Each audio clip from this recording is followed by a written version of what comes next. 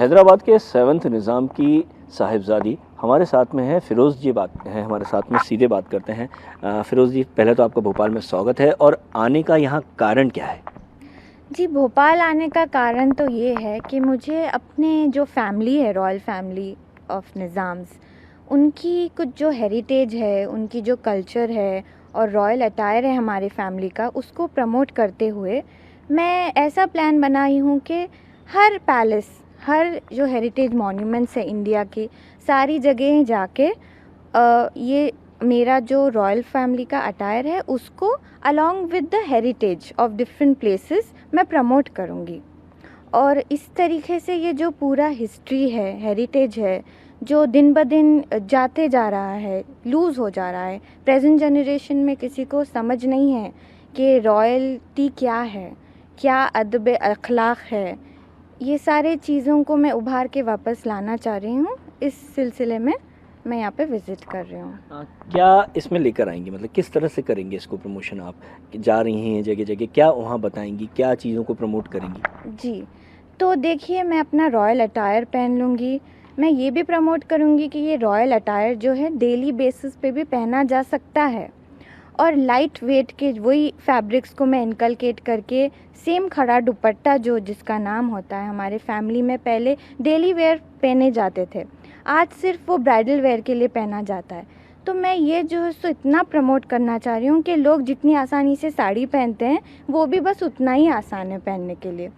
तो मैं ये अटायर को लेके जाके, अब जैसा मॉन्यूमेंट्स है हमारे पास, अब जैसा भोपाल देख लीजिए, ताजुल मसाजिद है, गौहर महल, शौकत महल, ये सब इतनी अच्छी आर्किटेक्चर है, बहुत पुराने ज़माने में जो बनी रॉयल्स के दौर में, वहाँ पर जाके मैं अपना रॉयल अटायर के साथ फ़ोटोग्राफ्स लूँगी और एक दुनिया के सामने ये बात लाऊंगी, भोपाल का कल्चर भी प्रमोट करूंगी और हेरिटेज और हिस्ट्री उसके बारे में बताऊंगी अपने पर्सनल रॉयल ब्लॉग में। तो इस तरीके से मैं ये चीज़ को आगे बढ़ाना चाहती हूँ। अच्छा, यहाँ पे देखने में आता है कि आज के समय में जिस तरह से जनरेशन चेंज हुई है, जनरेशन बहुत सारी चीज़ों को भूलती जा रही है, चीज़ों को समझ नहीं पा रही है, तो क्या लगता है किस कारण ये रहा? क्या कम्युनिकेशन के कारण रहा, या किताबों की स्टडी के कारण रहा, या वो चीज़ें प्रमोट नहीं हो पा रही उस कारण रहा? जी, एक तो बात है इंटरेस्ट और बदलते वक्त की। सब अपनी लाइफ में, एजुकेशन में इतना बिज़ी हो जा रहे हैं आज का जनरेशन कि उनको टाइम नहीं मिल रहा है कि रॉयल्टी क्या चीज़ है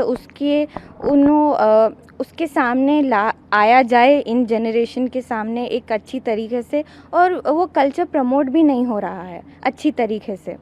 उसकी वजह से ही आजकल इतना कोई इंटरेस्ट भी नहीं दिखा रहा है उस कारण। तो मेरे ख्याल से यही है जिसकी वजह से ठीक से रॉयल्टी प्रमोट नहीं हो पा रही है, इसीलिए आज का जनरेशन इंटरेस्ट भी नहीं ले रहा है। अरे, खड़े दुपट्टे की आपने बात करी, अब हमने सुना है आपकी वेडिंग पे भी आपने उसको पहन के रखा था, पारंपरिक है क्योंकि ये चीज़ें। तो ये खड़ा दुपट्टा जो रहता है, क्या रहता है, काय का बना रहता है, कैसा रहता है, और कितने मीटर का रहता है लगभग जिसको वेयर कर पाते हैं? जी, तो खड़ा दुपट्टे में 3 चीज़ें रहती हैं, एक चूड़ीदार, एक है कुर्ता, और एक 6 मीटर जैसा साड़ी लंबी होती है, एक लंबा क्लॉथ रहता है जिसको दुपट्टा कहते हैं। उसको एक वर्टिकल फैशन में ड्रेप किया जाता है लेफ़्ट शोल्डर के ऊपर, और यही चीज़ जो है सो आजकल काफ़ी हैदराबादी ब्राइड्स भी पहनती हैं, बट इतना कॉमन नहीं है कि डेली वेयर है ये। तो ये कई फैब्रिक्स में बनाया जाता था, पहले ज़माने में एक टिश्यू में ज़्यादा बनाया जाता था, नेट फैब्रिक में ज़्यादा बनाया जाता था, और उसमें कई किस्म की जरी, जरदोज़ी हो गई, और कई टाइप के गोल्ड थ्रेड्स भी वीव होया करते थे ये क्लॉथ के अंदर। तो ये कई किस्म की एक्सक्लूसिव चीज़ें रहती थी पहले ज़माने के खड़े दुपट्टे में, बट आजकल ये काफ़ी अलग किस्म से बन रहा है। तो मुझे ये भी चीज़ पे स्ट्रेस करना है कि जो पहले ज़माने के खड़े दुपट्टे थे उसको वापस कैसा रिवाइव करके लाया जाए। अच्छा फ़िरोज़ जी, ये बताइए कि आज के समय में जिस तरह से हेरिटेज की बात होती है, हेरिटेज को संभालने की बात होती है, लेकिन कई बार ये भी आ रही हैं बातें कि जैसे बड़े बड़े हेरिटेज के आपके महल रहते हैं, चीज़ें रहती हैं, उनको होटलों में शिफ्ट किया जा रहा है, टूरिज़्म के लिए किया जा रहा है। तो कितना बेहतर मानती हैं कि इन चीज़ों से निज़ाम की चीज़ें या तमाम चीज़ों को बढ़ावा मिलेगा, या वो चीज़ें पारंपरिक लुक में जिस तरह में थीं उससे बदल जाएंगी? मैं ये मानती हूँ कि होटल्स में कन्वर्जन एक बहुत अच्छा वे है कि कंजर्व और प्रोटेक्ट कर सकते हैं कि वो महल वगैरह, क्योंकि इस तरीके से पूरी वर्ल्ड वाइड उसका चर्चा भी हो जाएगा। और उसके अलावा जो भी जितना हो सके होटल वाले तो यही कोशिश करते हैं कि close to the original palace रहे, उसके एंटीक, उसी से तो होटल अपना ब्रांड बना के उसको सेल कर पाता है। तो मेरे ख्याल से ये बहुत अच्छी चीज़ है कि जो भी पैलेसेस है पैलेस होटल्स में बदल रहे हैं। मेरे ख्याल से बहुत अच्छी इनिशिएटिव है ये, जो भी ओनर्स है या जिनके भी हाथ में ये सब चीज़ें हैं। अच्छा, आज के समय में तो ये देखने को मिलता है जैसे आप ही हैं या आपके समकक्ष और भी जो रॉयल फैमिलीज़ हैं वो पब्लिक से मिल लेती हैं, आसानी से बात कर लेती हैं। लेकिन आपने तो वो दौर भी देखा होगा जब आप छोटे होंगे कि आपके जो वो वालिद हैं और तमाम लोग हैं बड़ी अदब की बातें, अदब से जाना, किसी से बात ना करना, इस तरह के किस्से हुए हैं आपके साथ भी? मेरे साथ तो नहीं, बट मेरे मम्मी हमेशा ये बारे में बात करते थे कि जब वो छोटे थे तो एक कार्स की रैली जाती थी समझिए। वो कार्स के ऊपर फ्लैग्स होते थे हमारे, और जैसे रोल्स रॉयसेस है, पूरी फैमिली तफरी के लिए निकलती थी शाम में आइसक्रीम खाने हैदराबाद में। और फेमस आइसक्रीम तो बहुत मशहूर है, फिर हैवमोर भी हुआ करता था मेरे मम्मी के बचपन के ज़माने में। तो बहुत एंजॉय करते थे वो, एक्सक्लूसिविटी बहुत रहती थी। एक कॉमनर इतना आके आसानी से नहीं बात कर सकता था। अगर बात करा जाए तो मेरी नानी या जो भी हैं ऐसे लुक्स दिया जाते थे, उन लोग बहुत लुक्स देते थे, और मतलब दे वर नॉट अप्रोचेबल। वही रॉयल्टी डिफ़ाइन होती थी पहले ज़माने में, जो अनफॉर्चुनेटली आज के ज़माने में इतना नहीं देखने को मिलती। क्या मानती हैं, ठीक मानती हैं या बदलते वक्त के हिसाब से सब चलता है? देखिए, मैं तो चाहूँगी रॉयल्टी का जो ऑरा है हमेशा बना रहे, बट बदलते वक्त के साथ थोड़ा कुछ बदल भी जाए तो रॉयल्स तो नहीं बदलने वाले, उनके दिल में वही रहने वाला है जो पहले है। अच्छा, एक सवाल यहाँ उठता है, कितना मुश्किल होता है पब्लिक के बीच में जाना, क्योंकि आप रॉयल हैं, आपको पता है तमाम चीज़ें मेंटेन करनी है, वो ही आपको करना है, तो कितना एक मुश्किल होता है जब आम पब्लिक के बीच में आप जाते हैं, तो वहाँ जाके कितनी दुविधा या किस तरह की स्थितियाँ आ जाती हैं? जी, ये बहुत अच्छा सवाल है, बहुत ही नोटोरियस सवाल है। क्योंकि अब देखिए, जैसी मैं हूँ, मेरी पर्सनालिटी बहुत ही आउटस्पोकन है। कुछ कई महफिल में कुछ नहीं बोलना रहता, बट मैं बोल देती हूँ। तो ऐसी चीज़ें जो रहती हैं वो एक प्रोटोकॉल से पहले ज़माने के लोग, जैसे मेरे पेरेंट्स हैं, मेरे ग्रैंडफादर्स वगैरह, उन लोग समझाते थे, करते थे। बट आजकल बहुत मुश्किल होता है कि ये दो पर्सनालिटीज़ को एक बैलेंस करते हुए आगे बढ़ना है, बट वो बहुत ज़रूरी है करना। अच्छा, मुझे ये बताइए, थोड़ा सा एक सवाल पे और जाऊंगा कि अब आगे आपने क्या सोचा है? पूरे हिंदुस्तान में जाना है, किन किन लोगों से अभी बात हो चुकी है, किन किन लोगों से आप मिल चुकी हैं? जी, अभी फ़र्स्ट तो मैं भोपाल आई हूँ, उसके बाद नेक्स्ट मैं बेंगलोर जाऊँगी, द लीला पैलेस, वहाँ पे मैसूर पैलेस है, वहाँ पे भी रॉयल फैमिली है, उनसे मुलाकात होगी। अभी जहानुमा पैलेस आई हूँ भोपाल में, उनके भी रॉयल फैमिली मेम्बर्स से ऑलरेडी मुलाकात हो चुकी मेरी सुबह में। अभी आने वाले कुछ 2-3 दिन में और भी होगी।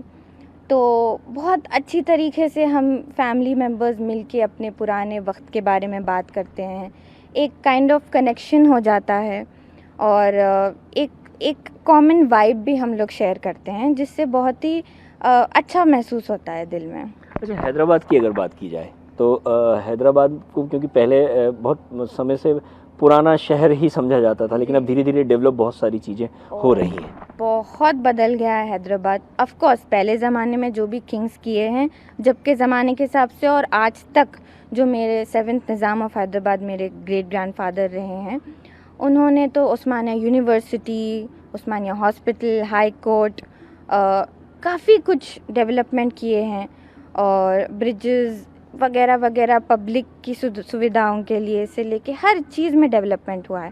बट आजकल तो हैदराबाद मेट्रोपॉलिटन सिटी है, ये अपने जो भी गवर्नमेंट है अपना फुल अच्छे से करके उसको आगे बढ़ा रही है। आईटी सेक्टर डेवलप हुआ है, बहुत सारा इंफ्रास्ट्रक्चर डेवलप हुआ है, तो उससे Hyderabad is also one of the greenest cities, उसको अवार्ड भी मिला है। तो वो सोच के, वो महसूस करके बहुत फ़ख्र महसूस होता है। अभी क्या चाहती हैं और क्या क्या हैदराबाद में चेंजेस होने चाहिए? क्या लगता है कि ये चीज़ें और होनी चाहिए? हैदराबाद में थोड़ा बहुत, थोड़ा नहीं बहुत, हेरिटेज वगैरह और जो भी ये मॉन्यूमेंट्स है उसको अच्छे से प्रिजर्व करना चाहिए मेरे हिसाब से, क्योंकि जितना कीमती ये आर्किटेक्चर है, ये कई म्यूज़ियम्स है जिसमें चीज़ें रखी हैं, इतनी वैल्यूएबल है कि आजकल कोई उसको उतना ठीक से प्रिजर्व नहीं है, प्रिजर्वेशन मेरे ख़्याल से इतना अच्छा मेंटेन नहीं है। उससे क्या हो सकता है कि आने वाले जनरेशन्स को काफ़ी कुछ, Hyderabadis will feel proud in the coming generations कि हाँ ये हमारा शहर था, ये हमारे रूलर्स थे, ये हमारा है, जैसा वो महसूस कर पाए, उसके लिए काफ़ी कुछ करना पड़ेगा। अच्छा, अंतिम सवाल एक, मतलब थोड़ा सा इस बातों से हटकर है, हैदराबादी खाने में फिरोज़ जी को क्या पसंद है? क्योंकि हैदराबादी तो हमेशा पाए की बात होती है, बिरयानी की बात होती है, आपको क्या पसंद है? जी देखिए, मटन बिरयानी जो आप मुझे दिन के कोई भी वक्त दे दो मैं खा लूँगी, पर मटन बिरयानी होनी चाहिए जो देग में पकी हो और अच्छे शेफ़ से पकी हो। पहले ज़माने में जो अभी आजकल काफ़ी शादियों में पकती है, वो अच्छे शेफ़ जो रहते हैं उनके ही हाथ से अच्छी लगती है। भोपाल में खाई कि नहीं? जी नहीं, अभी तक नहीं हुआ खाना। होगी? जी, डिनर में खाऊंगी, भोपाली, रिज़ाला, आई थिंक ये सब मुझे ट्राई करना है अभी। चलिए, हमसे बात करने के लिए धन्यवाद। जी, थैंक यू। ये थी निज़ाम की साहिबजादी फिरोज़ जी, जिनका साफ तौर पर कहना है कि निज़ाम और तमाम जो हेरिटेज हैं, जो बादशाहों के हैं, तमाम निज़ामों के हैं, उनको आगे तक बढ़ाना, देश दुनिया में उसके कल्चर को समझाने के लिए अब वो एक पहल कर रही हैं और उस पहल को लेकर वो पूरे देश भर में घूमेंगी। भोपाल से कैमरामैन फैज़ान के संग आदर्श चौरसिया, ATV भारत।